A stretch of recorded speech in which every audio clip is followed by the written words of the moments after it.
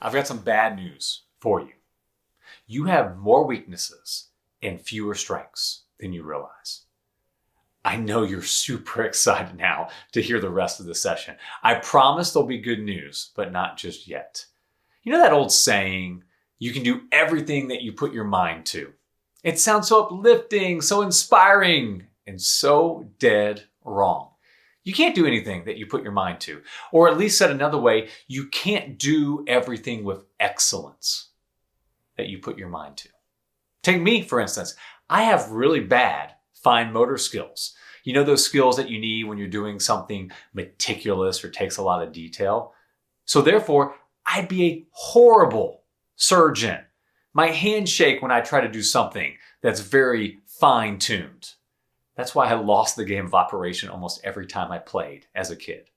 Or take sports, for instance. Professional athletes are highly skilled and gifted, but they're typically only highly skilled and gifted in a few specialized areas. Take the quarterback of your favorite team. In order to be a great quarterback, you have to throw the ball with accuracy, and you need to be able to read and recognize defenses. Sure, there's other skills you need as well, but those are the main two. Yes, you need to be able to run a little bit. You need to be able to scramble, but you don't have to be the best person on the team for that. Could you imagine if your quarterback decided one year that they should have the ball and run the ball the entire time? For most teams in the NFL, it would mean failure. Or what if your quarterback decided, I should be the one catching the ball the most? So I'm going to design plays where the wide receiver throws me the ball. You would lose the majority of your games. You see, in sports, it is so easy to recognize when an athlete operates outside of their role or their strength zone. However, in life, we do it all the time. Think about your job where you work. Either you or someone you know has responsibilities underneath their job title that you're not good at. We wear so many hats and have so many responsibilities, and many of them, they just don't fit within our strength zone. Or you know someone who in their current role, they were excellent at it, super successful, but then they get promoted and they fail at that new job. Why? Typically, most of the time is that new job requires a different skill set than their old job. Going back to sports, it's a lot like when a quarterback gets promoted to being an offensive coordinator or a coach. There are great quarterbacks that have made really bad offensive coordinators and coaches. And there are mediocre quarterbacks that have made phenomenal offensive coordinators and coaches. Why? Because of the skill set required for each job. It's all about your strength zone. Now, I told you earlier that you have more weaknesses and fewer strengths than you realize. But here's the good news. Those strengths you have, they are more significant than you could ever imagine. Jim Collins, in his book, Good to Great, he talks about the hedgehog concept and how a hedgehog curls up into a little ball.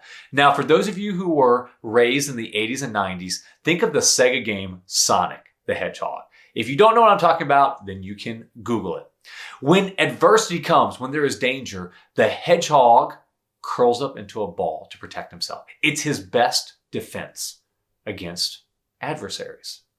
If he were to try to fight, if he were to try to run away, more than likely he would lose and the price would be his life because he's not faster than most animals. He's not tougher than most animals, but he curls up into a ball and he does that better than almost any other animal that's out there. As people, we need to find out what our hedgehog concept is. What are those 1, 2, 3, or 4 things that we do better than anyone else? And we need to focus the majority of our time refining and perfecting those skills. That's where we're going to make the most impact in this world. And that's where we're going to have the most significant, is when we live in our strengths. You see, but most of us, we've been taught the opposite. We've been taught to focus on our weaknesses. You know that old saying, a chain is only as strong as its weakest link? Well, that's true when it comes to chains, but it's not quite accurate when it comes to people. You see, everybody has weaknesses. And I hate to break it to you, But our weaknesses will probably never, ever be strengths. That's just the way it is. Let me share this example with you, okay? Let's say we have a scale of 1 to 10. 1 being we're the worst at it, 10 being we're the greatest at it. And we have a weak area in our life that's a 3. And we work really, really, really hard and we double it. We get it to a 6. That's pretty significant. We raised it 3 points. Now let's say we have a strength that's an 8. And we work really, really hard and we raise it 1 point. We get it to a 9. Which one was more worth it? It was the second one with our strength. Because 9 is still greater than 6. And that 1 point is more significant than those 3 points we raised with our weakness. Because as you go higher in the scale, those incremental points that you improve, they're weighted more. They have more significance. Now, I'm not saying we don't focus on our weaknesses at all. In fact, in our next leadership training session, we're going to talk about weaknesses. But what I am advocating for is that you focus the majority of your time refining and perfecting your strengths. That's what the successful people do. They know their strengths. They operate within them. And then everything else, those weak areas, they either delegate or they hire other people on their team to be able to take on those responsibilities, or they automate it so they don't have to spend as much time on it. If you want to be a great leader, I'm not saying you have to get rid of all of your weaknesses, and I know it's not even possible in your job to get rid of every single responsibility that falls on your plate that you're not good at. But what I am saying is if you want to be great, find out what your strengths are and do your best to live or operate within those strengths. All right, here's our game plan. I want you to identify your top 5 strengths or natural abilities. There are many assessments online that you can research, some paid, some free. I personally recommend StrengthsFinder by Gallup. You do have to pay for it, but it is unbelievable at identifying some of those key strengths in your life.